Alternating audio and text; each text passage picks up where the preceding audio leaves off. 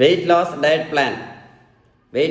Plan அப்படின்னு ஒரு 2 hours video என்னோட யூடியூப்பில் போட்டிருக்கேன்.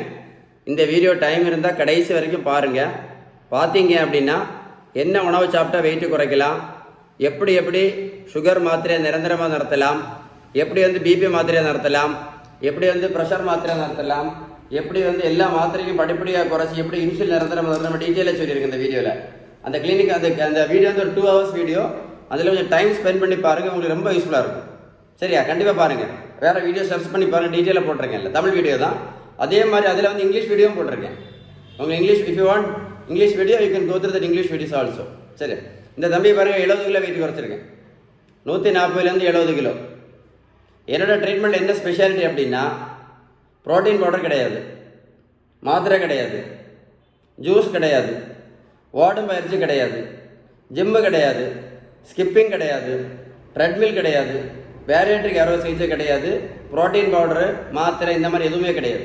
நீங்களே யோசித்து பாருங்களேன், ஒரு ஆளுக்கு ப்ரோட்டீன் பவுடர் சாப்பிட்டு 70 கிலோ வெயிட் குறைக்க முடியுமா? சொல்லுங்கள். 70 கிலோ ப்ரோட்டீன் பவுடர் சாப்பிட்டு 70 கிலோ வெயிட் குறைக்க முடியுமா?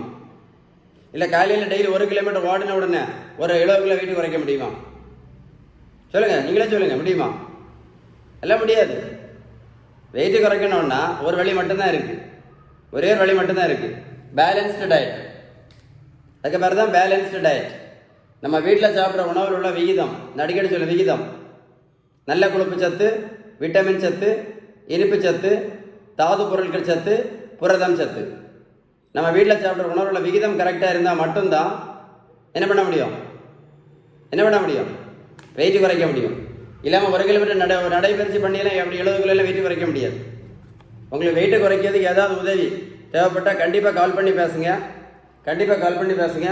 இந்த இன்ஃபர்மேஷன் ஒரு முக்கியமான இன்ஃபர்மேஷன். நிறைய பேர் வெயிட்டு குறைக்க முடியாமல் சின்ன வயசுலேயே ஹார்ட் அட்டாக்கில் இறந்து போகிறாங்க.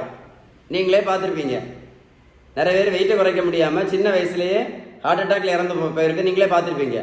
இந்த வீடியோ நீங்கள் ஷேர் பண்ணீங்க அப்படின்னா உங்களுக்கு மட்டும் இல்லை, நிறைய பேருக்கு யூஸ்ஃபுல்லாக இருக்கும். மறக்காமல் வீடியோ ஷேர் பண்ணுங்கள்.